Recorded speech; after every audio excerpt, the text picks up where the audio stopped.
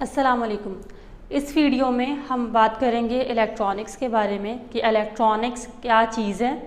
आपने बहुत की कॉमन टर्म है जो कि आपने इलेक्ट्रिकल अप्लाइंसेस के लिए सुनी होगी, जैसे कि हम कहते हैं computer is an electronic machine. तो असल में ये इलेक्ट्रॉनिक वर्ड है क्या चीज़, ये डिस्कस करेंगे यहाँ पर हम इस वीडियो में। और इसके अलावा अगर आपने देखा हो जितनी भी इलेक्ट्रिकल अप्लाइंसेस होती हैं तो उनमें, या जितनी भी ऐसी अप्लाइंसेस होती हैं जहाँ पर पिक्चर चेंजिंग हो रही होती है या वीडियो रिकॉर्डिंग हो रही होती है या एनिमेशंस अप्लाई की जा रही होती हैं, तो वहाँ पर ऐसा क्या फिनोमिना होता है कि ये सारी चीज़ें बिल्कुल प्रॉपरली कैरिड आउट की जा रही होती हैं। इसी तरह लाइव ब्रॉडकास्टिंग या ब्रॉडकास्टिंग जो हो रही होती है वो किस तरीके से की जाती है, उसके पीछे क्या रिलेशंस इन्वॉल्व हैं, क्या फिनोमिनाज इन्वॉल्व हैं, वो हम यहाँ पर डिस्कस करेंगे। तो उसके लिए सबसे पहले यहाँ पर हम डिस्कस करेंगे कि इलेक्ट्रॉनिक्स क्या है।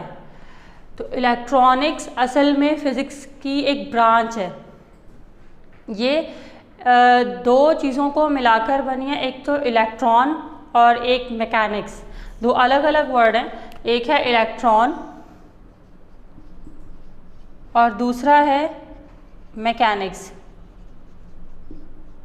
इन दोनों को मिला दिया तो यहाँ पर एक ब्रांच सामने आई जिसको हमने कहा इलेक्ट्रॉनिक्स। तो इलेक्ट्रॉन ये एक नेगेटिवली चार्ज पार्टिकल है एटम का, आपको इसके बारे में अच्छे से पता है। और इसके अलावा मैकेनिक्स ये फिज़िक्स की ब्रांच है जिसमें हम मोशन या किसी भी बॉडी की मोशन के बारे में पढ़ते हैं विद और without reference to the force. अब इलेक्ट्रॉनिक्स क्या है, दोनों का कॉम्बिनेशन। दोनों का कॉम्बिनेशन कैसे? इलेक्ट्रॉनिक्स अगर हम आसान अल्फाज में कहें तो ये मूवमेंट ऑफ इलेक्ट्रॉन्स है या मोशन ऑफ इलेक्ट्रॉन्स है। तो मोशन ऑफ इलेक्ट्रॉन्स को हम फ्लो ऑफ इलेक्ट्रॉन्स भी कह सकते हैं, और फ्लो ऑफ इलेक्ट्रॉन्स का मतलब है करंट। तो करंट प्रोड्यूस करवाने के लिए हम क्या करते हैं, इलेक्ट्रॉन्स को फ्लो करवाते हैं। जब इलेक्ट्रॉन्स फ्लो करते हैं तो करंट प्रोड्यूस होता है, जिसकी वजह से हमारे पास जितनी भी इलेक्ट्रिकल अप्लाइंसेस हैं वो सारी वर्कआउट कर रही होती हैं। इसके अलावा आजकल जितनी भी अप्लाइंसेस वगैरह, जितनी भी इलेक्ट्रिकल डेवलपमेंट हो रही है, साउंड डेवलपमेंट हो रही है, ये सारी इलेक्ट्रॉनिक्स की फील्ड में हो रही हैं। तो इलेक्ट्रॉनिक्स एक ह्यूज फील्ड है। तो सबसे पहले हम डिस्कस करेंगे अब इसकी डेफिनेशन। यहाँ पर मैंने जो इसकी एक शॉर्ट डेफिनेशन बताई कि मूवमेंट ऑफ इलेक्ट्रॉन्स। तो मूवमेंट ऑफ इलेक्ट्रॉन्स को हम इलेक्ट्रॉनिक्स कहते हैं।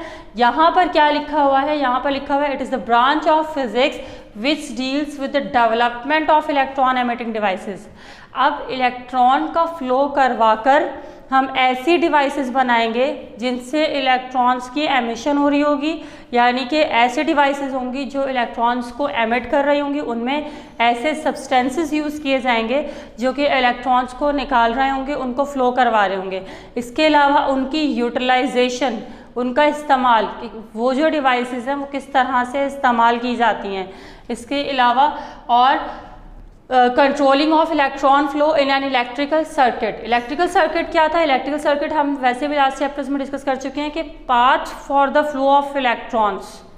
तो इलेक्ट्रिकल सर्किट्स में एक तरह से इलेक्ट्रॉन्स को कैसे कंट्रोल किया जाएगा, क्योंकि हमें जब इलेक्ट्रॉन्स का फ्लो चाहिए तो वो हमें एक हद तक चाहिए।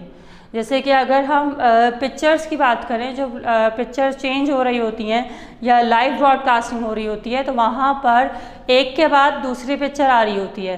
तो यहाँ पर इलेक्ट्रॉन्स के फ़्लो को कंट्रोल किया जाता है। अगर उनको कंट्रोल ना किया जाए तो वो जिस सीक्वेंस में हो रहा होता है वो सीक्वेंस डिस्टर्ब होगी। तो इसको इलेक्ट्रिकल सर्किट में किस तरह से कंट्रोल किया जाएगा, कौन सी डिवाइसेस हैं जो इलेक्ट्रॉन की एमिशन कर रही हैं, किस तरह से इलेक्ट्रॉन्स को कंट्रोल कर रही हैं, इसके अलावा इलेक्ट्रॉन के फ़्लो को किस तरह से करवा रही हैं, ये सारा हम पढ़ेंगे इलेक्ट्रॉनिक्स में। इसके बाद अब इलेक्ट्रॉनिक्स के बाद अब यहाँ पर कुछ ऐसी चीज़ें होती हैं जैसे कि लास्ट चैप्टर्स में हमने पढ़ा था कंडक्टर्स और इंसुलेटर्स। जब हमने इलेक्ट्रिसिटी की बात की थी तो वहाँ पे हमने दो चीज़ों को डिस्कस किया था, एक था कंडक्टर और एक था इंसुलेटर। कंडक्टर वो होते हैं, वो सब्सटेंसेस होते हैं जो क्या करते हैं, इलेक्ट्रिसिटी कंडक्ट करवाते हैं, यानी कि वो करंट को फ्लो करवा सकते हैं इजीली।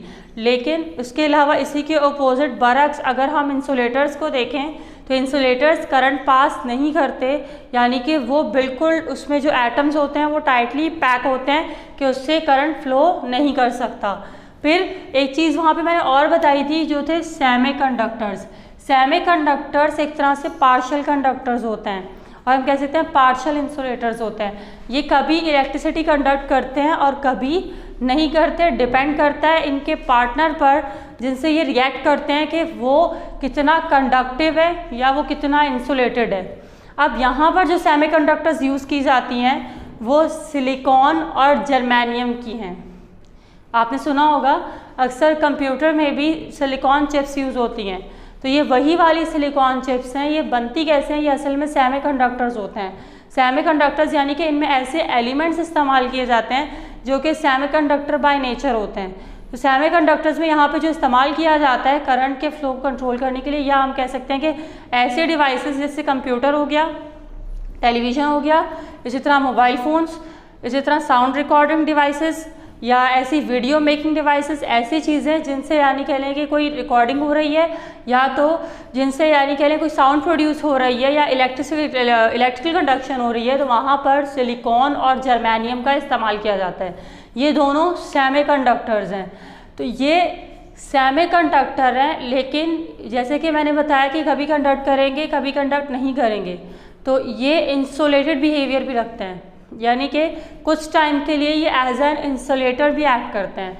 तो यहाँ पर आप देख सकते हैं ये जर्मेनियम को कंसिडर किया जा रहा है। तो जर्मेनियम और सिलिकॉन दोनों सेमीकंडक्टर्स हैं, यानी कि कभी कंडक्ट करेंगे कभी नहीं करेंगे। इन दोनों के लास्ट शेल में 4 इलेक्ट्रॉन्स होते हैं। तो लास्ट शेल में 4 इलेक्ट्रॉन्स का होना ये इंडिकेट करता है कि ये कभी गेन करेगा और कभी लूज करेगा, यानी इनकी वैलेंसी जो होती है वो +4 और -4 होती है। तो अगर +4 है तो मतलब कि ये लूज करेंगे और जो इनके साथ पार्टनर रिएक्ट करेगा ये उसको 4 इलेक्ट्रॉन्स दे देंगे, और अगर -4 है तो इसका मतलब है कि ये गेन करेंगे, 4 गेन करेंगे और अपना ऑक्टेट शेल या अपना लास्ट वैलेंस शेल कंप्लीट करेंगे। तो यहाँ पर इस वजह से ये गेनिंग भी कर सकते हैं और लूजिंग भी कर सकते हैं। अब यहाँ पर आप देख सकते हैं जैसे कि इधर, अब क्योंकि ये पॉजिटिवली भी ऐड कर रहा है नेगेटिवली भी ऐड कर रहा है, क्योंकि ये एक तरह से मेटलॉइड है। अब यहाँ पर ये जर्मेनियम की एग्जांपल दी हुई है, तो ये जर्मेनियम मौजूद है। जर्मेनियम जैसे कि मैंने कहा ये भी 4 इलेक्ट्रॉन्स रखता है अपने आखिरी शेल में। तो आखिरी शेल में 4 इलेक्ट्रॉन्स होने की वजह से ये आप देख सकते हैं ये जर्मेनियम का एक एटम है और ये ग्रीन मार्क से इसके इलेक्ट्रॉन्स को इंडिकेट किया जा रहा है। तो ये लास्ट शेल के इलेक्ट्रॉन्स लिए जा रहे हैं। तो लास्ट शेल में कितने इलेक्ट्रॉन्स हैं? 1 2 3 4, 4 इलेक्ट्रॉन्स है। अब डिपेंड करता है कि ये 4 लूज करें या 4 टेक करें। तो यहाँ पर अब अगर, क्योंकि एक एटम है ये, तो एक एटम तो एग्जिस्ट करेगा ही नहीं, क्योंकि जब सिलिकॉन और जर्मेनियम के सेमीकंडक्टर्स होंगे तो उनमें बंडल्स ऑफ सिलिकॉन एटम्स होंगे, बंडल्स ऑफ जर्मेनियम एटम्स होंगे। तो जब वो काफ़ी सारी तादाद में होंगे तो हर जर्मेनियम एटम दूसरे जर्मेनियम एटम के साथ बॉन्ड बनाएगा, और यहाँ पे जो बॉन्ड बनेगा वो कोवलेंट बॉन्ड होता है। कोवलेंट बॉन्ड यानी कि वो बहुत वीक बॉन्ड है। तो वीक बॉन्ड है तो ये बहुत कुछ टाइम के लिए बनेगा, और इसके बाद अगर हम इसके साथ एक अलग से इस पर एक फैक्टर इंट्रोड्यूस करवाएं या अगर हम इस कंडीशन को थोड़ा चेंज करें तो ये कोवलेंट बॉन्ड फ़ौरन से ब्रेक हो जाएगा, यानी ये इतना इंटेंसिक नहीं होता जो कि सिमिलर एटम्स के दरमियान में बन रहा है। तो ये जर्मेनियम के 4 इलेक्ट्रॉन्स थे और इसके अलावा दूसरा भी जर्मेनियम है। अब क्योंकि ये काफ़ी सारी तादाद में होंगे तो एक जर्मेनियम के साथ ये इसके साइड पर भी जर्मेनियम है, इस साइड पर भी जर्मेनियम है, और ऊपर भी जर्मेनियम है और नीचे भी जर्मेनियम है। तो यहाँ पर चारों साइड्स पर ये जो मिडल एटम है, जो सेंट्रल एटम है, इसके चारों साइड्स पर जर्मेनियम सराउंड कर रहे हैं। अब यहाँ पर क्योंकि इसके लास्ट शेल में 4 इलेक्ट्रॉन्स थे तो एक इलेक्ट्रॉन इसने अपना इस तरफ रखा इस जर्मेनियम के लिए, एक इलेक्ट्रॉन इसने अपना इस जर्मेनियम के लिए रखा, और एक ऊपर वाले के लिए और एक नीचे वाले के लिए। तो जितने भी इसके पास इलेक्ट्रॉन्स थे उन्होंने बॉन्ड बना लिया अपने नियर बाय जर्मेनियम एटम के साथ। तो यहाँ पर आप देख सकते हैं ये भी जर्मेनियम एटम है। अब इसके भी 4 थे, इसके भी 4 होंगे, इसके भी 4 होंगे और इसके भी 4 होंगे। तो इसने अपना ये एक इलेक्ट्रॉन इसके साथ शेयर किया, तो ये एक इलेक्ट्रॉन यहाँ से इसके साथ शेयर हो गया, ये एक इलेक्ट्रॉन इसके साथ शेयर हो गया, ये इलेक्ट्रॉन इसके साथ और ये इसके साथ। तो ये सारे इलेक्ट्रॉन्स से अपने शेयर कर दिए, तो ये पूरा बाउंडेड हो चुका है। अब ये पूरा बाउंडेड हो चुका है, ये गेनिंग लूजिंग नहीं करेगा, क्योंकि गेनिंग लूजिंग तब होती है जब कोई इलेक्ट्रॉन फ्री हो या किसी एक इलेक्ट्रॉन की डेफिशिएंसी हो। लेकिन जब डेफिशिएंसी है ही नहीं, ये पूरे इलेक्ट्रॉन्स इन सब के साथ बाउंडेड हो चुके हैं, तो अब यहाँ पर ये जो जर्मेनियम है ये गेनिंग और लूजिंग नहीं करेगा। तो हम कह सकते हैं कि यहाँ पर ये इसका इंसुलेटेड बिहेवियर है, तो हम कह सकते हैं यहाँ पर एज अ इंसुलेटर एक्ट कर रहा है। तो अब ये इंसुलेटर है, तो यहाँ पर क्योंकि ये कंडक्शन, इलेक्ट्रिसिटी कंडक्शन नहीं कर रहा, इसी तरह जैसे ये जर्मेनियम बॉन्डेड है, अब इसी तरह इसके साथ भी और जर्मेनियम्स अटैच होंगे, वो शेयरिंग करेंगे, तो इसके तीनों इलेक्ट्रॉन्स भी पैक हो जाएंगे, फिर इसके तीनों इलेक्ट्रॉन्स भी पैक हो जाएंगे। इसी तरह सारे जर्मेनियम एटम्स एक दूसरे के साथ बॉन्ड बना लेंगे, और वहाँ पे जो बॉन्ड बनेगा वो कोवलेंट बॉन्ड होगा, क्योंकि you know very well, you have studied in chemistry that whenever the atoms share electrons with each other, the bond formed is called covalent bond।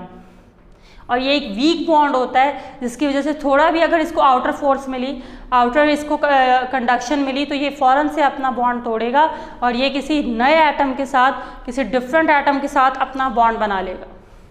अब यहाँ पर ये एज एन इंसुलेटर एक्ट कर रहा था। अब इसका ये जो इंसुलेटेड बिहेवियर है, जैसे कि जर्मेनियम का है, बिल्कुल इसी तरह से सिलिकॉन का भी यही बिहेवियर है, क्योंकि सिलिकॉन के भी लास्ट शेल में 4 इलेक्ट्रॉन्स होते हैं। अगर हम चेक करें इसकी इलेक्ट्रॉनिक कॉन्फ़िगरेशन, तो इसकी इलेक्ट्रॉनिक कॉन्फ़िगरेशन होती है K2L8M4, क्योंकि इसका एटॉमिक नंबर 14 है। तो जब इसका एटॉमिक नंबर 14 है, तो हम कह सकते हैं Z इज इक्वल्स टू 14। तो 14 होने की वजह से जब हम इसकी इलेक्ट्रॉनिक कॉन्फ़िगरेशन निकालेंगे, तो फर्स्ट शेल में you know very well 2 electrons होंगे, उसकी जो मैक्सिमम कैपेसिटी है वो 2 इलेक्ट्रॉन्स की है। सेकंड शेल में 8 होंगे, ये इसकी एक रीजनेबल कैपेसिटी है, और लास्ट शेल में जो बच गए तो वो चले जाएंगे। लास्ट शेल में 4 इलेक्ट्रॉन्स हैं। अब इसमें भी कितने होने चाहिए? अकॉर्डिंग टू ऑक्टेट रूल इसमें भी 8 होने चाहिए। तो ये क्या करे, या तो ये 4 लूज कर दे या तो ये 4 ले ले। तो यहाँ पर ये इसी तरह कोई लूज करेगा, कोई टेक करेगा, तो यहाँ पर ये कोवलेंट बॉन्ड्स आपस में बना लेंगे शेयरिंग करके। अब इसके बाद ये हमने bonding of germanium atoms discuss किए, किस तरह से ये जो सेमीकंडक्टर्स हैं ये एज अ इंसुलेटर एक्ट करती हैं, एज एन इंसुलेटर एक्ट करती हैं। ठीक है, अब इस इंसुलेशन को ये जो यानी कह लें इनकी इनर्ट नेचर को दिखा रहा है, इसकी वजह से ये गेनिंग और लूजिंग नहीं कर पा रहे। लेकिन अब यहाँ पर सवाल यह आता है कि जब इलेक्ट्रिकल अप्लायंसेस में हम देखें तो वहाँ पर तो इलेक्ट्रॉन फ्लो हो रहा होता है। अगर सिलिकॉन चिप्स जो कि कंप्यूटर में इस्तेमाल होती हैं मदरबोर्ड में, अगर ये इलेक्ट्रिकल कंडक्शन ना करें तो यहाँ पर इसका इंसुलेशन बिहेवियर की वजह से अगर ये इलेक्ट्रिकल कंडक्शन ना करें तो फिर डिवाइसेस रन कैसे कर रही हैं, फिर मदरबोर्ड पर जो डाटा फ्लो कर रहा है, जो इलेक्ट्रॉन्स फ्लो कर रहे हैं डाटा की सूरत में एक जगह से दूसरी जगह, वो कैसे फ्लो कर रहा है।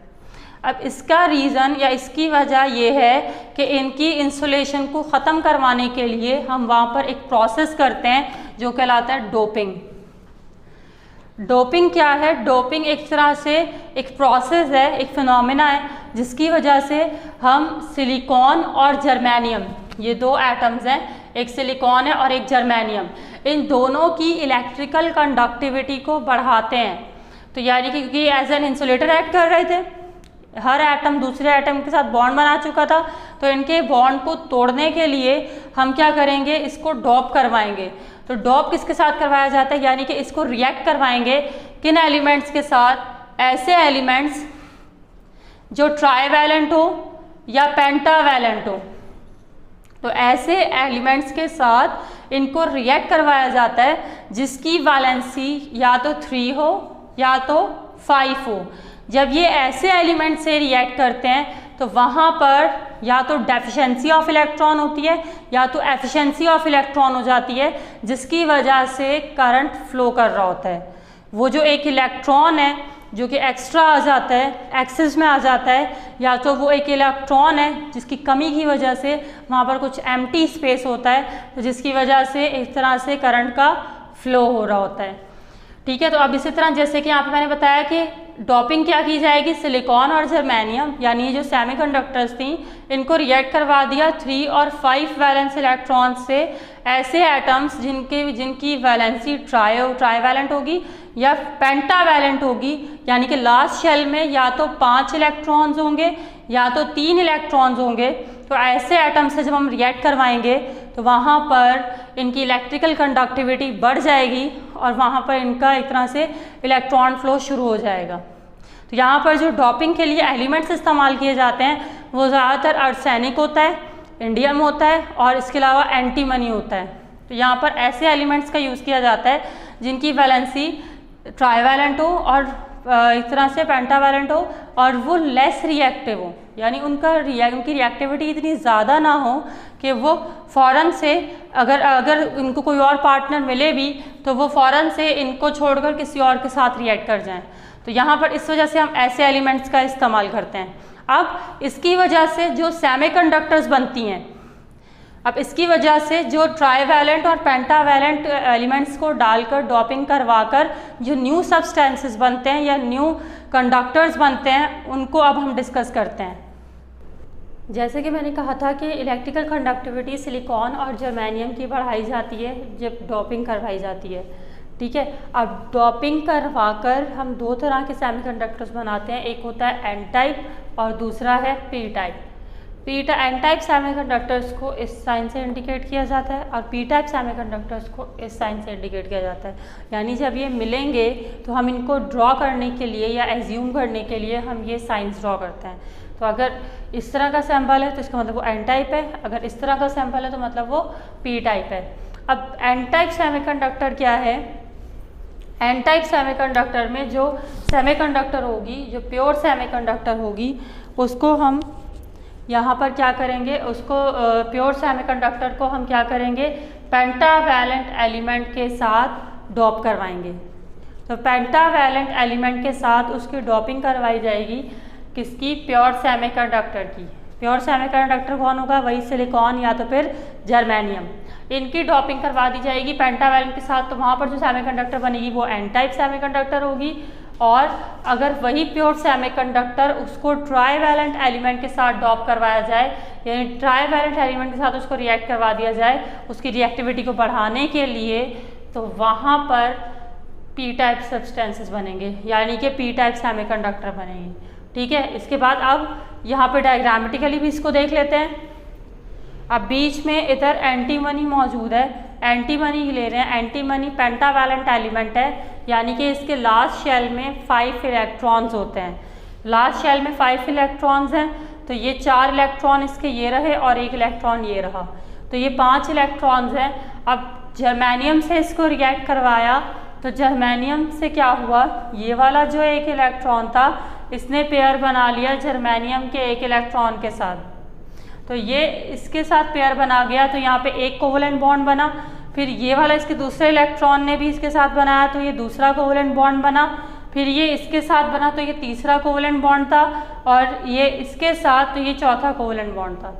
यानी 4 कोवलेंट बॉन्ड्स यहाँ पे बन रहे हैं। लेकिन अगर आप नोट करें तो यहाँ पर एक एक्सेस इलेक्ट्रॉन भी मौजूद है, तो ये जो एक्सेस इलेक्ट्रॉन है ये यहाँ पर इलेक्ट्रिकल कंडक्शन करवाएगा, यानी कि ये जर्मेनियम की इलेक्ट्रिकल कंडक्टिविटी को बढ़ा देगा। ठीक है, जर्मेनियम के पास अगर हम वैसे लॉजिकली सोचें, जर्मेनियम था, जर्मेनियम के पास 4 इलेक्ट्रॉन थे लास्ट शेल में, बिस्मथ के पास 5 थे, तो 4 और 5 जब मिलेंगे तो ये 9 हो गए। लेकिन जो ऑक्टेट रूल कहता है कि वो कहता है कि लास्ट शेल में कितने होने चाहिए, 8 होने चाहिए। जब 8 इलेक्ट्रॉन्स होने चाहिए तो 1 इलेक्ट्रॉन एक्सेस में है, तो जब 1 इलेक्ट्रॉन एक्सेस में है तो यहाँ पर ये जो 1 इलेक्ट्रॉन है ये इलेक्ट्रिकल कंडक्शन करवाएगा, ये इसकी जर्मेनियम की इलेक्ट्रिकल कंडक्टिविटी को बढ़ा देगा। ठीक है, अब यहाँ पर जो करंट फ्लो करेगा वो इस फ्री इलेक्ट्रॉन की वजह से फ्लो करेगा, क्योंकि ये इलेक्ट्रॉन फ्लो करेगा और जिसकी वजह से ये जो इंसुलेटर था, जो जर्मेनियम था, वो एज एन इंसुलेटर एक्ट कर रहा था, अब ये एज अ रिएक्टर या एज अ कंडक्टर एक्ट करेगा। इसकी इलेक्ट्रिकल कंडक्शन बढ़ गई। अब यहाँ पर यही लिखा हुआ है कि हमने जो पेंटावैलेंट इम्प्योरिटी यूज़ की वो एंटीमनी था। एंटीमनी को हमने ऐड किया जर्मेनियम क्रिस्टल्स के साथ और उसके बाद क्या हुआ, एक फ्री इलेक्ट्रॉन निकला जो इलेक्ट्रिकल कंडक्शन करवाएगा। और इसके अलावा जो यहाँ पे सब्सटेंसेस बने या जो हमारे पास जो न्यू सेमीकंडक्टर आ रही है वो एन टाइप मटीरियल है, या आप कह सकते हैं एन टाइप सेमीकंडक्टर है। इसके बाद अब ये हो गई एन टाइप की बात। अब दूसरा क्या है, दूसरा पी टाइप है। अब पी टाइप में क्या होगा, पी टाइप में इंडियम लिया जाएगा, यानी ट्राईवैलेंट एलिमेंट लेंगे। ट्राईवैलेंट एलिमेंट वो एलिमेंट जिसके लास्ट शेल में 3 इलेक्ट्रॉन्स हैं। तो लास्ट शेल में 3 इलेक्ट्रॉन्स हैं, तो यहाँ पे आप देख सकते हैं हमने इंडियम यूज़ किया, तो इंडियम के लास्ट शेल में ये 3 इलेक्ट्रॉन हैं, ये वाला, ये और ये। अब ये 3 इलेक्ट्रॉन जर्मेनियम के साथ रिएक्ट करेंगे। जैसे कि जर्मेनियम के साथ प्रोसीजर किया जा रहा है, बिल्कुल इसी तरह सिलिकॉन के साथ भी होता है, क्योंकि दोनों के लास्ट शेल में 4 इलेक्ट्रॉन्स होते हैं।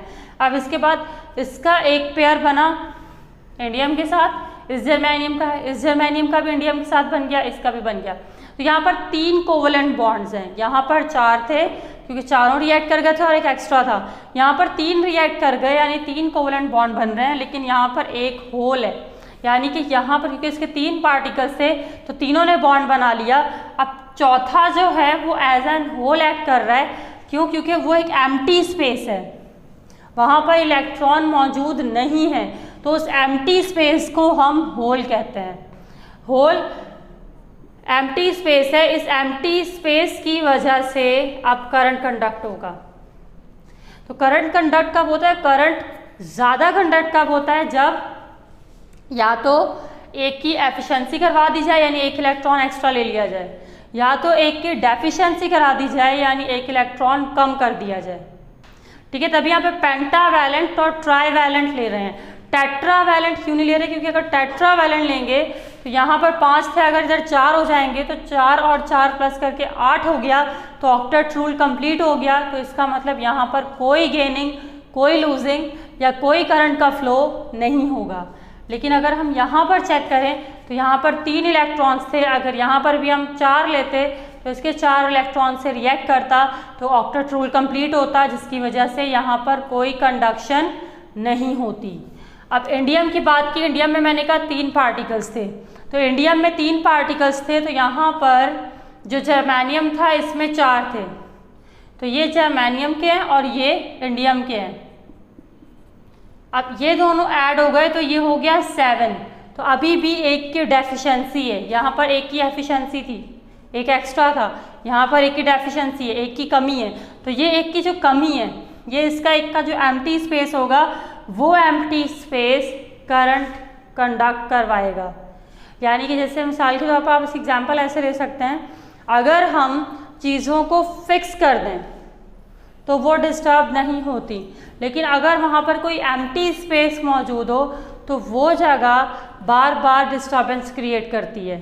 जैसे कि अगर मिसाल के तौर पर स्टूडेंट्स हैं क्लास में और अगर क्लास में एक जगह खाली है, सब स्टूडेंट्स की जगह फिल्ड है लेकिन एक जगह खाली है, तो वो एक जगह वो डिस्टर्बेंस क्रिएट करेगी। क्यों? क्योंकि कभी कोई उस पर आकर बैठेगा, कभी कोई आकर बैठेगा। तो ये जो डिस्टर्बेंस प्रोड्यूस हो रही है ये उस एम्प्टी स्पेस की वजह से हो रही है। अगर वो जगह खाली ना होती तो कोई भी अपनी जगह से उठकर अपनी जगह को चेंज ना करता, क्योंकि सबकी जगह फिक्स थी। लेकिन उस एम्प्टी स्पेस की वजह से अब स्टूडेंट्स बार बार अपनी जगह चेंज करें, कोई खड़ा होकर उधर जाके बैठेगा, कोई उसकी जगह पे बैठेगा, तो ये बार बार ये एम्प्टी स्पेस फिक्स नहीं होता। ये एम्प्टी स्पेस क्यों फिक्स नहीं होता? लेट्स सपोज अगर मैंने कहा जो एम्प्टी स्पेस था वहाँ पर एक बच्चा आके बैठता है, तो उस बच्चे की जो प्रीवियस जगह थी अब वो खाली हो चुकी है, फिर उस पर अगर कोई और बैठता है तो अब जो दूसरी जगह होगी यानी जो उस दूसरे बच्चे की जगह थी अब वो खाली होगी। तो ये जो एम्प्टी स्पेस है, ये जो होल है, ये मूव करता रहता है, ये एक जगह पर फिक्स नहीं होता। जहाँ से इलेक्ट्रॉन हटेगा वहाँ से वो एम्प्टी हो जाएगा। जैसे मिसाल के तौर पर यहाँ पर इंडियम ने ये वाला यहाँ पर होल था क्योंकि यहाँ पर इलेक्ट्रॉन नहीं था, अब हो सकता है होल यहाँ पर आ जाए, ये इलेक्ट्रॉन इधर चला जाए तो बॉन्ड यहाँ बन जाएगा, होल यहाँ आ जाएगा। इसी तरह अगर ये यहाँ आ जाए तो होल यहाँ पर आ गया तो अब यहाँ पर डेफिशिएंसी होगी। और ये जो इलेक्ट्रॉन है ये वाला ये एज इट इज़ रह जाएगा और ये वाला ये पूरा फिल हो जाएगा, ये भी फिल हो जाएगा और ये भी फिल हो जाएगा। तो ये जो होल है ये मूव करता रहता है, ये कांस्टेंट नहीं है। तो इस वजह से यहाँ पे इलेक्ट्रिकल कंडक्शन होती है। तो होल्स की वजह से अगर करंट फ्लो कर रहा है तो वो पी टाइप मटेरियल होता है, पी टाइप सब्सटेंसेस होते हैं। और अगर एफिशिएंसी ऑफ इलेक्ट्रॉन यानी एक इलेक्ट्रॉन के एक्स्ट्रा होने की वजह से करंट फ्लो कर रहा है तो वो एन टाइप मटेरियल होता है, एन टाइप सब्सटेंसेस होते हैं। तो यहाँ पर भी नोट कर दिया, लिखा हुआ है कि trivalent impurity indium added to the germanium. Trivalent impurity हमने इंडियम ली, उसको हमने ऐड कर दिया जर्मेनियम में ताकि होल्स बन सके और होल्स की वजह से पी टाइप मटेरियल बन सके। अब यहाँ पर क्योंकि ये होल्स हैं तो हम कंसीडर करते हैं कि ये होल्स पॉजिटिव होते हैं। डेफिशिएंसी ऑफ इलेक्ट्रॉन की वजह से पॉजिटिव चार्ज आता है, यानी कि इसको एक और पार्टिकल चाहिए। वैसे केमिस्ट्री में अगर हम बात करें तो अगर एक कोई पार्टिकल रिक्वायर्ड होता है या उसे इनटेक करना होता है, गेनिंग करनी होती है, तो वहाँ नेगेटिव चार्ज आता है। लेकिन यहाँ पर ऐसा नहीं है, अगर इनटेक करना है, गेनिंग करनी है, तो वहाँ पर क्या होगा, पॉजिटिव चार्ज आएगा। यानी डेफिशिएंसी ऑफ इलेक्ट्रॉन की वजह से हम कहते हैं कि पॉजिटिव चार्ज आता है। और उसी तरह यहाँ पर आप देख सकते हैं एफिशिएंसी ऑफ इलेक्ट्रॉन्स की वजह से, यानी कि एक इलेक्ट्रॉन अगर एक्स्ट्रा हो तो यहाँ पर ये लूज करेगा, तो लूज करने पर यहाँ पर इस पर जो चार्ज आएगा वो नेगेटिव होगा। ठीक है, नेगेटिव चार्ज क्यों आ रहा है, क्योंकि अब लूजिंग होगी, एक एक्स्ट्रा पार्टिकल है, तो एफिशिएंसी है। तो यहाँ पर डेफिशिएंसी थी पी टाइप के लिए, पी टाइप के लिए डेफिशिएंसी थी, तो ये हमारे पास था पी टाइप मटेरियल। और एन टाइप के लिए एफिशिएंसी है, तो वो क्या कहलाएगा, वो नेगेटिव चार्ज कैरियर होगा, जिसको हम एन टाइप मटेरियल भी कह सकते हैं। तो यहाँ तक ये हो गई सेमीकंडक्टर्स की बात। अब हम इन सेमीकंडक्टर्स को मिलाएंगे और एक जंक्शन बनाएंगे। अब पी टाइप और एन टाइप सब्सटेंसेस को मिलाकर हम एक जंक्शन क्रिएट करते हैं जो कि कहलाता है P N junction. P N junction diode क्या है कि पी टाइप सब्सटेंसेस और एन टाइप सब्सटेंसेस जो कि दोनों सेमीकंडक्टर्स बनी थी डोपिंग के थ्रू, इनको हम मिला देते हैं। जब इनको मिलाते हैं तो एक नई डिवाइस सामने आती है जो कि पी एन जंक्शन डायोड कहलाती है। ये बनाई कैसे जाती है, ये इस तरीके से बनाई जाती है कि पी टाइप सब्सटेंस जो है जिसमें हमने इंडियम से डोपिंग करवाई थी, तो वो जो इंडियम है उसको हीट अप किया जाता है, उसको अप्रॉक्सीमेटली 550 डिग्री सेंटीग्रेड तक हीट किया जाता है, जिसकी वजह से इंडियम मेल्ट होना शुरू होता है और पी टाइप का फ्लो एन टाइप की तरफ स्टार्ट हो जाता है। टेम्परेचर हाई होने की वजह से पी टाइप सब्सटेंसेस में से जितने भी पार्टिकल हैं, यानी जो पॉजिटिव होल्स हैं, वो एन टाइप में मूव करना शुरू करते हैं और एन टाइप में जितने भी इलेक्ट्रॉन्स थे वो पी टाइप की तरफ मूव करना शुरू करते हैं। तो यहाँ पर एक फ्लो क्रिएट हो जाता है। ये जो दोनों पी टाइप और एन टाइप सेमीकंडक्टर्स हैं, ये एज एन इलेक्ट्रोड्स एक्ट करती हैं, जिसकी वजह से दोनों के दरमियान चार्जेस का फ्लो होता है और ये जो डिवाइस बनती है इसको हम कहते हैं पी एन जंक्शन डायोड। अब ये डिवाइस इस्तेमाल की जाती है, यानी इस प्रोसेस को हम इस्तेमाल करते हैं दो तरीके से। एक कहलाता है फॉरवर्ड बाइस और एक कहलाता है रिवर्स बाइस। फॉरवर्ड बाइस में क्या होता है, फॉरवर्ड बाइस में हम पी टाइप को पॉजिटिव टर्मिनल से कनेक्ट करते हैं और एन टाइप को नेगेटिव टर्मिनल से कनेक्ट करते हैं। जैसा कि यहाँ पर लिखा हुआ है, if the P type material of a semiconductor diode is at a positive potential, तो पी टाइप पॉजिटिव पोटेंशियल पे होगा and N type material is at a negative potential. और एन टाइप को नेगेटिव पोटेंशियल यानी negative terminal से connect करेंगे तो और जो डायोड बनेगी उसकी बहुत लो रेजिस्टेंस होगी, रेजिस्टेंस बहुत कम होगी। तो ये जो बाइसिंग हो रही है ये कहलाती है फॉरवर्ड बाइसिंग, जिसमें करंट फ्लो करेगा। अब दूसरा क्या है, दूसरा है रिवर्स बाइसिंग। रिवर्स बाइसिंग में क्या किया जाता है, रिवर्स बाइस में पी टाइप मटेरियल को हम नेगेटिव पोटेंशियल से कनेक्ट करते हैं। यहाँ पर सेम पोल्स को कनेक्ट किया था, पॉजिटिव पॉजिटिव से, नेगेटिव नेगेटिव से। यहाँ पर पी टाइप मटेरियल नेगेटिव से होगा और एन टाइप मटेरियल पॉजिटिव से होगा, तो यहाँ पर जो बाइसिंग होगी वो रिवर्स बाइसिंग कहलाएगी और यहाँ पर रेजिस्टेंस बहुत हाई होगी। तो रेजिस्टेंस हाई क्यों होगी, अब ये डायग्राम के थ्रू देखते हैं। तो सबसे पहले जो डायग्राम है वो फॉरवर्ड बाइसिंग की है। तो फॉरवर्ड बाइस में क्या होता है कि जो पी एन जंक्शन है उसको सर्किट से अटैच किया, उसको बैटरी से अटैच कर दिया। तो इसको ऐसे अटैच किया है कि पॉजिटिव जो है यानी जो बैटरी का पॉजिटिव है वो पी टाइप से कनेक्टेड है और जो नेगेटिव है वो एन टाइप से कनेक्टेड है। अब क्योंकि ये सिमिलर पोल्स हैं या आप कह सकते हैं सिमिलर चार्जेस हैं, जैसे कि मैंने बताया था पी टाइप पे पॉजिटिव चार्जेस होते हैं और एन टाइप पे नेगेटिव चार्जेस होते हैं। अब क्योंकि यहाँ पर पॉजिटिव है और ये भी पॉजिटिव है, तो पॉजिटिव और पॉजिटिव एक दूसरे को रिपेल करेगा। यहाँ पर नेगेटिव है और यहाँ पर भी नेगेटिव है, तो नेगेटिव और नेगेटिव भी एक दूसरे को रिपेल करेगा। अब जब इसे बैटरी से रिपल्जन मिलेगा तो दोनों का फ्लो, होल्स और इलेक्ट्रॉन्स का फ्लो एक दूसरे की तरफ होगा। होल्स एन टाइप की तरफ मूव करेंगे और एन टाइप के जो इलेक्ट्रॉन्स हैं वो होल्स की तरफ मूव करेंगे। तो यहाँ पर करंट का फ्लो होगा चार्जेस की फ्लो की वजह से। तो यहाँ पर फॉरवर्ड बाइस में करंट हाई होता है, करंट का फ्लो ज़्यादा होता है, और यहाँ पर रेजिस्टेंस नेग्लिजिबल होती है, लो होती है, क्योंकि जैसे कि मैंने पिछली वीडियोस में भी डिस्कस किया है कि जब करंट हाई होता है तो रेजिस्टेंस लो होती है, और जब रेजिस्टेंस हाई होती है तो करंट लो होता है, क्योंकि दोनों एक दूसरे के अपोजिट है। अब इसी तरह रिवर्स बायसिंग में देख सकते हैं, रिवर्स बायस में क्या होता है, यहाँ पर ये पीएन जंक्शन जो है इसको बैटरी से कनेक्ट किया, तो पी टाइप को नेगेटिव से कनेक्ट किया और एन टाइप को पॉजिटिव से कनेक्ट किया। अब जब नेगेटिव और पॉजिटिव और यहाँ पे एन टाइप और पॉजिटिव टर्मिनल अटैच हुए हैं, इनको कनेक्ट किया है, तो यहाँ पर डिसिमिलर पोल्स जब आपस में अट्रैक्ट कर रहे हैं तो यहाँ पर जितने भी होल्स होंगे वो सारे टर्मिनल के नेगेटिव की तरफ पुश कर दिए जाएंगे, और यहाँ पर जितने भी इलेक्ट्रॉन्स थे वो सारे टर्मिनल के पॉजिटिव टर्मिनल की तरफ पुश हो जाएंगे। तो बीच में ये एम्प्टी स्पेस आ जाएगा, यहाँ पर ये जो होल्स हैं और ये जो इलेक्ट्रॉन्स हैं ये टाइटली पैक हो जाएंगे, तो यहाँ पर कोई करंट फ्लो नहीं करेगा क्योंकि चार्जेस बाउंड हो गए। तो बाउंड होने की वजह से यहाँ पर करंट कंडक्शन नहीं होती। लेकिन अक्सर ऐसा भी होता है कि जब सर्किट स्टार्ट होता है तो एकदम डिस्टर्बेंस जब क्रिएट होती है तो कुछ इलेक्ट्रॉन्स यहाँ पर होल्स की तरफ ट्रांसफ़र कर जाते हैं या कुछ होल्स शिफ्ट कर जाते हैं इलेक्ट्रॉन्स की तरफ, तो जिसकी वजह से बहुत नेग्लिजिबल अमाउंट ऑफ करंट यहाँ पर कंडक्ट हो जाता है। इसके अलावा दोनों का बैटरी से कनेक्ट किया हुआ है। अब यहाँ पर ये जो रेजिस्टेंस होगी, क्योंकि ये दोनों बैटरी की तरफ खींच रहे हैं, एन टाइप मटेरियल और पी टाइप मटेरियल, तो होल्स और इलेक्ट्रॉन का रुझान पूरा बैटरी की तरफ है, जिसकी वजह से ये जो पार्टिकल्स हैं ये टाइटली पैक हो चुके हैं। जब ये टाइटली पैक हो चुके हैं तो अब ये रेजिस्टेंस क्रिएट करेंगे, जिसकी वजह से यहाँ पर हाई रेजिस्टेंस होती है। तो फॉरवर्ड बायसिंग में करंट कंडक्शन हाई होती है, रेजिस्टेंस लो होती है। रिवर्स बायसिंग में करंट कंडक्शन नेग्लिजिबल होती है लेकिन रेजिस्टेंस हाई होती है। अब यहाँ तक ये हो गया पीएन जंक्शन। अब इसके बाद हम ये पढ़ेंगे कि किस तरीके से इस डायोड को, इस पीएन जंक्शन को रेक्टिफायर के तौर पर इस्तेमाल किया जाता है। अब लास्ट टॉपिक यहाँ पर डिस्कस कर रहे हैं रेक्टिफिकेशन और रेक्टिफायर।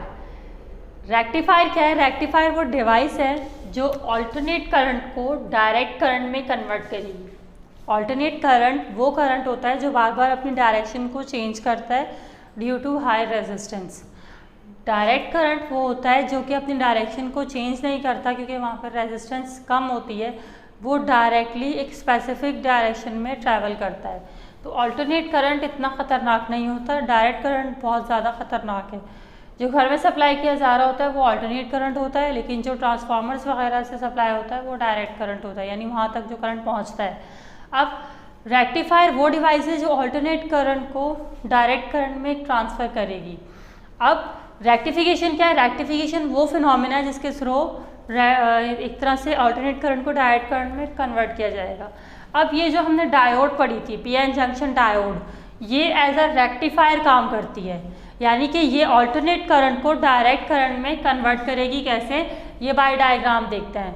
अब ये जो रेक्टिफिकेशन करती है ये दो तरह की होती है, एक होती है हाफ वेव रेक्टिफिकेशन, एक होती है full wave rectification. Half wave rectification में क्या होता है, यहाँ पर ये जो आपके सामने मौजूद है ये पीएन जंक्शन डायोड दी हुई है, इसमें एक ही पीएन जंक्शन डायोड यूज़ होती है और इससे अल्टरनेट करंट को पास किया जाता है।